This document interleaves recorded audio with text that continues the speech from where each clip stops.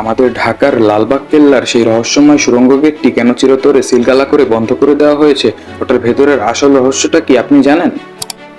লোকমুখে শোনা যায় এই সুড়ঙ্গ দিয়ে নাকি একসময় সোজা দিল্লির রাজপ্রাসাদে যাওয়া যেত, কিন্তু ব্রিটিশ আমলে ওটার ভেতরে কি ঘটেছিল জানেন?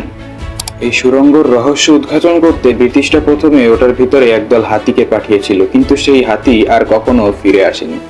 পরবর্তীতে ব্রিটিশরা মশাল আর চেইন দিয়ে একদল শিকারী কুকুর পাঠায়, কিন্তু ফিরে আসে শুধু চেইনগুলো, কুকুরগুলো গায়েব হয়ে যায়। আধুনিক গবেষকদের মতে এই সুড়ঙ্গের ভিতরে এমন কিছু বিষাক্ত গ্যাস আর অন্ধকার গোলকধাঁধা আছে যেখানে আলো বা কোনো প্রাণী টিকতে পারে না, আর এই কারণেই সুড়ঙ্গের মুখ চিরতরে বন্ধ করে দেওয়া হয়েছে। লালবাগ কেল্লা শুধু একটি দর্শনীয় স্থান নয়, ওটার ইটের দেয়ালে দেয়ালে এমন অনেক রহস্য লুকিয়ে আছে যা আমরা আজও উন্মোচন করতে পারিনি। আমাদের ঢাকার বুকেই যে কত বড় বড় ইতিহাস চাপা পড়ে আছে, এটা ভাবলেই অবাক লাগে। আপনারা যারা লালবাগ কেল্লা গিয়েছেন তারা এই বন্ধ সুড়ঙ্গটি খেয়াল করেছেন? কমেন্টে লিখে যান।